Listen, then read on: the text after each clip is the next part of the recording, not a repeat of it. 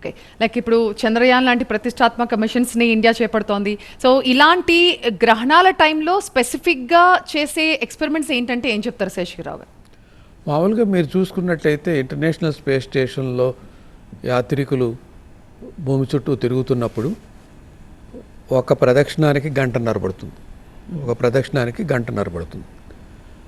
ఈ ఒక రోజుకి 15 ప్రదక్షిణాలు చేస్తారు, లేదా 16 చేస్తారు. ఈ 16 ప్రదక్షిణాల్లో 16 సూర్యోదయాలు సూర్యాస్తమయాలు చూస్తారు. ఈ పూర్తి గ్రహణకాలం కనుక మీరు చూసినట్టయితే 5 గంటల 37 నిమిషాలు.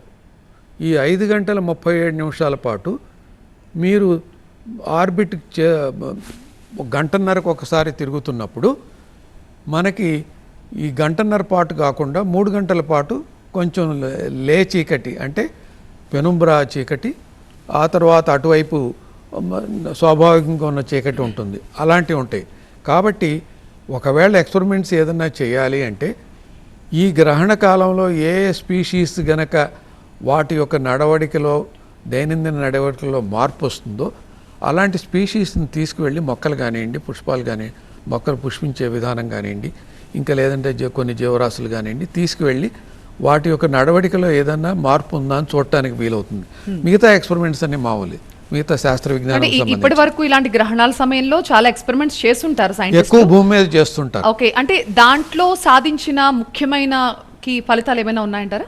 ఒకటి అతి ముఖ్యమైనది ఏమిటి అంటే సూర్యగ్రహణం జరుగుతున్నప్పుడు ఆ సూర్యుడు కనపడకుండా పోయిన తర్వాత దాని యొక్క అవుటర్ అట్మాస్ఫియర్, ఇందాక సార్ చెప్పారు కరోనా అని, ఆ కరోనాలో హీలియం అనే ఒక ఎలిమెంట్ని మొదటిసారిగా, అప్పటికి భూమి మీద హీలియం అనేది ఉంటుంది అనేది ఎవరికి అవగాహన లేదు.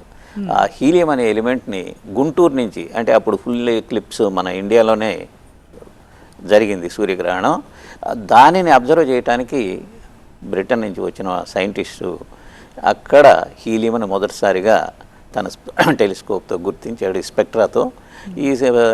అప్పటి నుంచి కూడా ఎలిమెంట్ యొక్క ఎస్టాబ్లిష్మెంటే జరిగింది. కాబట్టి అలాంటి ఒక ఎలిమెంట్ ఉన్నది అనే విషయం కూడా మనకు తెలిసింది.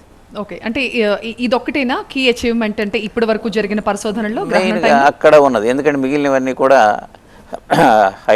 ఇప్పుడు హైడ్రోజన్ గ్యాసే అక్కడ మెయిన్గా ఉండి న్యూక్లియర్ ఫ్యూజన్ జరిగి హీలియం మారుతూ ఉంటుంది. కాబట్టి ఎక్కువగా స్టార్స్ అన్నీ, నక్షత్రాలన్నీ కూడా సూర్యుడితో సహా main reaction nuclear fusion of hydrogen రియాక్షనే. కాబట్టి ఇంకా వేరే ఎలిమెంట్స్ కూడా అక్కడ ఉండే అవకాశం లేదు. పెద్ద చేంజ్లు కూడా మనకి ఆ ఉష్ణోగ్రతల దగ్గర మిగిలిన టయాల్లో అసలు చూసే అవకాశం కూడా ఉండదు. కాబట్టి ఇంకా ప్రధానమైన మార్పులు ఏమీ గుర్తించలేదు.